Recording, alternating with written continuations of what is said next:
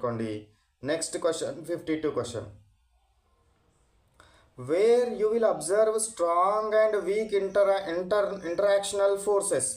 Strong interactional ఫోర్సెస్ని ఎక్కడ observe చేస్తారు, వీక్ ఇంటరాక్షనల్ ఫోర్సెస్ని ఎక్కడ అబ్జర్వ్ చేస్తారంటే strong interactional forces and weak interactional forces we can observe between protons and neutrons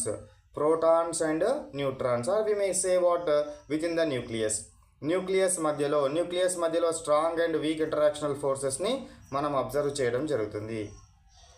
next question 53 question చూడండి. What is gravitational force. Gravitational force అంటే ఏంటిది? The attractive force between any two masses is called as gravitational force.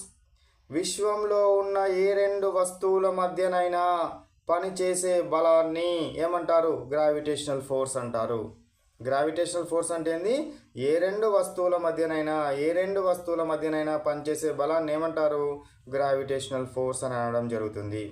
ఇక్కడ చూడండి, ఒక బాల్ని పైకి విసిరితే ఏమైంది? అది కొంత దూరం ట్రావెల్ అయ్యి మళ్ళీ కింద పడడం జరిగింది. కారణం గ్రావిటీ తన వైపుకు లాక్కుంటుంది.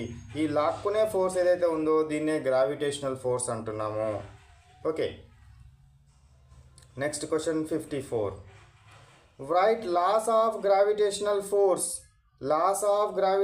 ఫోర్స్. గ్రావిటేషనల్ ఫోర్స్ యొక్క లాస్, నియమాలను రాయమంటున్నాడు.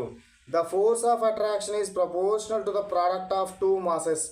ఇక్కడ రెండు వస్తువులు ఉన్నాయనుకోండి, ఇది m1 అనుకున్నాం అనుకోండి, ఇది m2 అనుకున్నాం అనుకోండి, ఈ ఫోర్స్ అనేది ప్రపోర్షనల్గా ఉంటుందంట. దేనికి? Product of masses m1 into m2.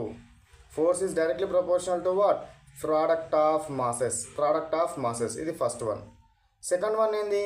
The force of attraction is inversely proportional to the square of distance. ఈ ఫోర్స్ ఆఫ్ అట్రాక్షన్ అనేది ఏమవుతుందా? ఇన్వర్స్లీ ప్రపోర్షనల్ ఉంటుంది. డిస్టెన్స్ యొక్క స్క్వేర్కి ఇన్వర్స్లీ ప్రపోర్షనల్ ఉంటుంది. ఇవే రెండు laws of gravitation. Laws of what? Gravitation.